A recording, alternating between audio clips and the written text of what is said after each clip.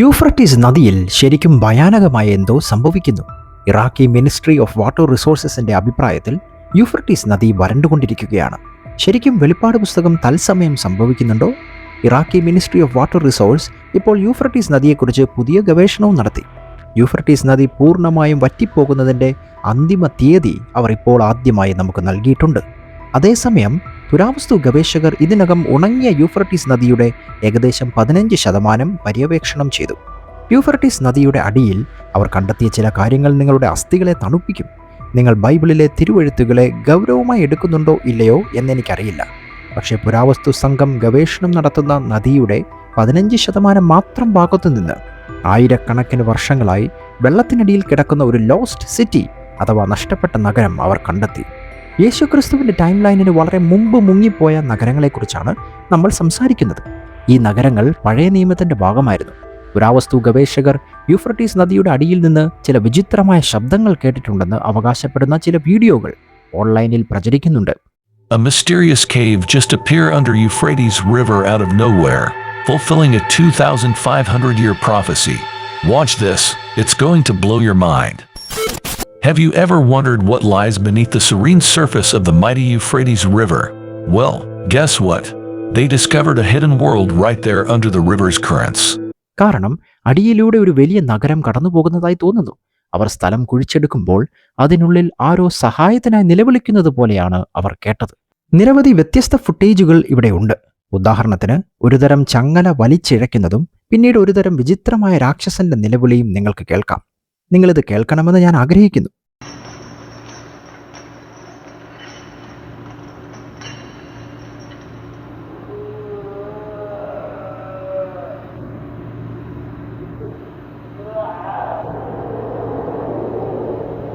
നിങ്ങൾക്ക് സമാനമായൊരു ശബ്ദം കേൾക്കാൻ കഴിയുന്ന മറ്റൊരു ഫുട്ടേജ് കൂടിയുണ്ട്. എന്നാൽ ഇത്തവണ ആരോ സഹായത്തിനായി നിലവിളിക്കുകയും അവിടെ കരയുകയും ചെയ്യുന്നത് പോലെ തോന്നുന്നു. ഇതൊന്ന് കണ്ടു നോക്കൂ.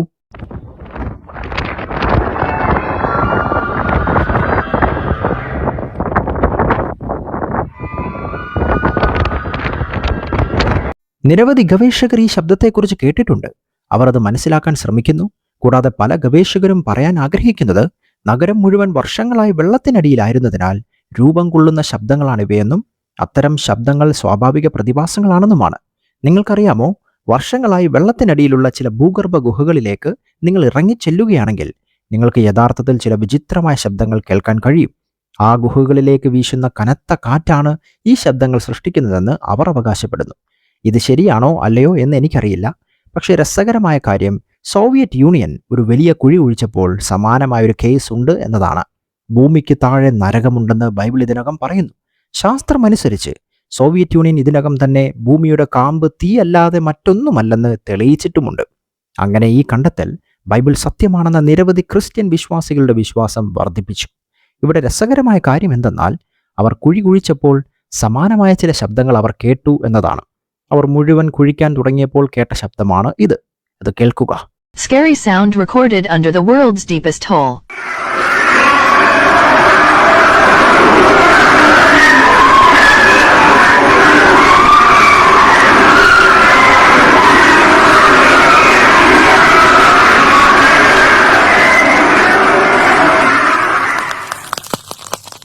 മൈക്രോഫോൺ ഉരുകുന്നതിന് മുമ്പ് ഏകദേശം 17 സെക്കൻഡ് ഓഡിയോ പോലെ തോന്നുന്നു.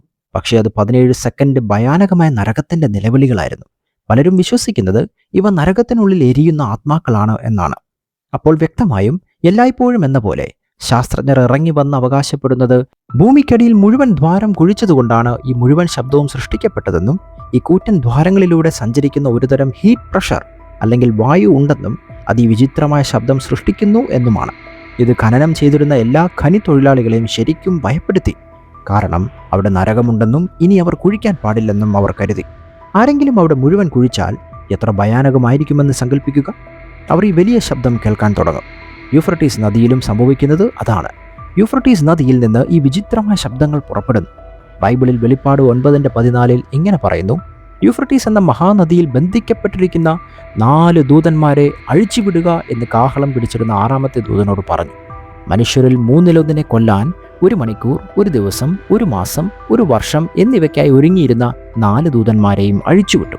അപ്പോൾ ബൈബിൾ അനുസരിച്ച് ദൈവം അവിടെ ചങ്ങലക്കിട്ടിരുന്ന വീണുപോയ ഏതാനും ദൂതന്മാർ ഉണ്ടെന്ന് കരുതപ്പെടുന്നു. തുടർന്ന് ദൈവം വെള്ളമൊഴുക്കി ആ സ്ഥലം മുഴുവൻ യൂഫ്രട്ടീസ് നദിയിലേക്ക് ആക്കി. അതിനാൽ പ്രത്യക്ഷത്തിൽ ഈ ഭൂതങ്ങൾക്ക് അവിടെയുള്ളതെല്ലാം യൂഫ്രട്ടീസ് നദി പൂർണ്ണമായും വറ്റാത്തിടത്തോളം കാലം അവർക്ക് രക്ഷപ്പെടാൻ കഴിയില്ല. എന്നാൽ യൂഫ്രട്ടീസ് നദി വറ്റിപ്പോകുന്ന ഒരു ദിവസം വരുമെന്നും ബൈബിൾ പറയുന്നു. അപ്പോൾ ആറാമത്തെ ദൂതൻ സ്വർഗത്തിൽ നിന്ന് ഒരുതരം വെള്ളത്തുള്ളി ഒഴിക്കാൻ തുടങ്ങുന്നു. അത് ഈ ഭൂതങ്ങളെയെല്ലാം ആയിരക്കണക്കിന് വർഷങ്ങളായി യൂഫ്രട്ടീസ് നദിയുടെ അടിയിൽ ബന്ധിക്കപ്പെട്ടിരുന്ന വീണുപോയ ദൂതന്മാരെ മോചിപ്പിക്കാൻ പോകുന്നു. ഇറാഖി ജലവിഭവ മന്ത്രാലയം യൂഫ്രട്ടീസ് നദിയെക്കുറിച്ച് പുതിയ ഗവേഷണം നടത്തി. യൂഫ്രട്ടീസ് നദി എപ്പോൾ പൂർണ്ണമായും വറ്റിപ്പോകുമെന്ന് അവർ ഇപ്പോൾ നമുക്ക് ശരിയായ കണക്ക് നൽകിയിട്ടുണ്ട്.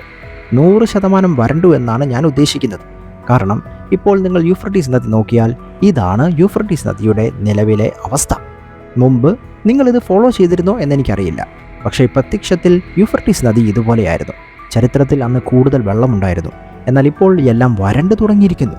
അത് ഉണങ്ങിക്കഴിഞ്ഞാൽ അതൊരു ഒമേഗ ചിഹ്നമായി മാറുന്നു എന്നതാണ്. ഒമേഗ എന്താണെന്ന് നിങ്ങൾക്കറിയാമെങ്കിൽ യേശു തന്നെ താൻ ആൽഫയാണെന്ന് പറഞ്ഞു. അവൻ ഒമേഗയാണ്. ഞാൻ ആൽഫയും ഒമേഗയുമാണ്. അതിനാൽ പലരും വിശ്വസിക്കുന്നത് ഇത് തീർച്ചയായും യേശു ക്രിസ്തുവിൻ്റെ രണ്ടാം വരവിനായി മടങ്ങി വരുന്നതിനെക്കുറിച്ചുള്ള ദൈവത്തിൻ്റെ തന്നെ ഒരു അടയാളമാണെന്ന് തന്നെയാണ്. പക്ഷേ ശരിക്കും ഭയപ്പെടുത്തുന്ന ഒരു കാര്യമുണ്ട്. ഈ നദി എപ്പോൾ പൂർണ്ണമായും വറ്റിപ്പോകുമെന്ന് ഇപ്പോൾ നമുക്കൊരു ഔദ്യോഗിക വർഷമുണ്ട്. അത് ഇന്ന് മുതൽ ഏകദേശം 13 വർഷം കഴിഞ്ഞ് ആണ് അത് വറ്റിപ്പോകുന്നത്.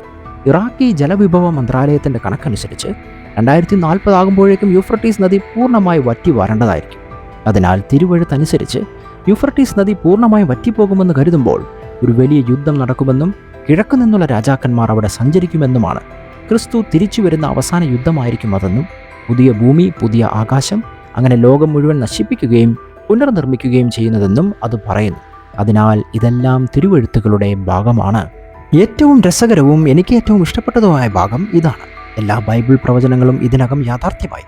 നമ്മൾ ഇതിനകം തന്നെ ഈ വലിയ യുദ്ധത്തിൻ്റെ രൂപീകരണത്തിലാണ് എന്നതാണ്. വ്യത്യസ്ത രാജ്യങ്ങളിൽ നിന്നുള്ള സഖ്യങ്ങൾ നമ്മൾ ഇതിനകം കെട്ടിപ്പടുക്കുന്നുണ്ടെന്ന് തോന്നുന്നു. വ്യത്യസ്ത രാജ്യങ്ങൾക്കിടയിൽ ആരാണ് ശത്രുക്കളെന്നും ആരാണ് സുഹൃത്തുക്കളെന്നും നമുക്കിതിനകം അറിയാം. കാരണം സംഭവിക്കുന്ന കാര്യങ്ങൾ യാഥാർത്ഥ്യമാകുന്ന നിർണായക പ്രവചനങ്ങളാണ്. ഈ കാര്യങ്ങൾ യഥാർത്ഥമാണെന്ന് ധാരാളം ആളുകൾ വിശ്വസിക്കുന്നില്ലെന്ന് ഞാൻ കരുതുന്നു. പക്ഷേ അതങ്ങനെയാണ്. ഒടുവിൽ അത് സംഭവിക്കും. ഞാൻ വളരെ ആവേശത്തിലാണ്. കാരണം ഞാനൊരു ക്രിസ്ത്യാനിയാണ്. നിങ്ങൾ ക്രിസ്തുവിനെ പിന്തുടരുകയാണെങ്കിൽ നമുക്ക് വിഷമിക്കേണ്ട കാര്യമില്ലെന്ന് ഞാൻ കരുതുന്നു. യൂഫ്രട്ടീസ് നദിയുമായി ബന്ധപ്പെട്ട ഏത് സാഹചര്യത്തെക്കുറിച്ചും ഞാൻ നിങ്ങളെ അറിയിക്കുന്നതായിരിക്കും. അതിന് നിങ്ങളിൽ നിന്ന് കേൾക്കാൻ ഞാൻ ആഗ്രഹിക്കുന്നു. യൂഫ്രട്ടീസ് നദിയിൽ നിന്ന് പുറപ്പെടുന്ന ആ ശബ്ദങ്ങൾ യഥാർത്ഥത്തിൽ എന്താണ് എന്ന് നിങ്ങൾ കരുതുന്നു? അവിടെ നിന്ന് നിലവിളിക്കുന്ന വീണുപോയ മാലാഖമാരാണോ അവർ എന്ന് നിങ്ങൾ കരുതുന്നുണ്ടോ? അതോ അവർ മുഴുവൻ ശബ്ദവും കെട്ടിച്ചമച്ചതാണോ? ഒരുപക്ഷെ ആരെങ്കിലും ഇന്റർനെറ്റിനെ കബളിപ്പിക്കാൻ ശ്രമിക്കുകയായിരിക്കാം. അല്ലെങ്കിൽ ശാസ്ത്രജ്ഞർ പറയുന്നത് സത്യമാണെന്ന് നിങ്ങൾ കരുതുന്നുണ്ടോ? എന്തുകൊണ്ടാണ് ഈ ദ്വാരങ്ങളിലൂടെ സഞ്ചരിക്കുന്ന വായു ഈ ശബ്ദങ്ങളിൽ ചിലതുണ്ടാക്കുന്നത്? സത്യം പറഞ്ഞാൽ എനിക്കറിയില്ല. സത്യം പറഞ്ഞാൽ എനിക്ക് ഈ ശാസ്ത്രജ്ഞരിൽ ആരെയും വിശ്വസിക്കുവാനും കഴിയില്ല. കാരണം at the end of the day അവർ സർക്കാരിന് വേണ്ടിയാണ് പ്രവർത്തിക്കുന്നത്. സർക്കാർ ആർക്കു വേണ്ടിയാണ് പ്രവർത്തിക്കുന്നതെന്നും അവർ ഏതുതരം ഭൂതങ്ങളെയാണ് ആരാധിക്കുന്നതെന്നും നമുക്കറിയാം. ഈ ശാസ്ത്രജ്ഞരുടെ വാക്കുകളിൽ എനിക്ക് വിശ്വാസമില്ല. കാരണം ഈ കാര്യങ്ങൾ ഡീകോഡ് ചെയ്ത് അതൊന്നുമല്ലെന്ന് വരുത്തി തീർത്ത് യഥാർത്ഥ വസ്തുത, യഥാർത്ഥ സത്യം മറച്ചുവെക്കാൻ അവർ ശ്രമിക്കും. അതിനാൽ അവർക്കെല്ലായ്പ്പോഴും എല്ലാത്തിനും ചില വിശദീകരണങ്ങളുണ്ട്. നിങ്ങളിപ്പോൾ ചെയ്യേണ്ടത് ഈ വീഡിയോ ലൈക്ക് ചെയ്യുക, നിങ്ങളുടെ അഭിപ്രായം കമൻറ്റ് ബോക്സിൽ അറിയിച്ച് വീഡിയോ പരമാവധി ആളുകൾക്ക് ഷെയർ ചെയ്യുക എന്നതാണ്. വീഡിയോ ഇഷ്ടപ്പെട്ടെങ്കിൽ ഇതുപോലെയുള്ള ബൈബിൾ രഹസ്യങ്ങൾ അറിയുവാൻ ഈ ചാനൽ നിങ്ങൾ നിശ്ചയമായും സബ്സ്ക്രൈബ് ചെയ്യുമല്ലോ.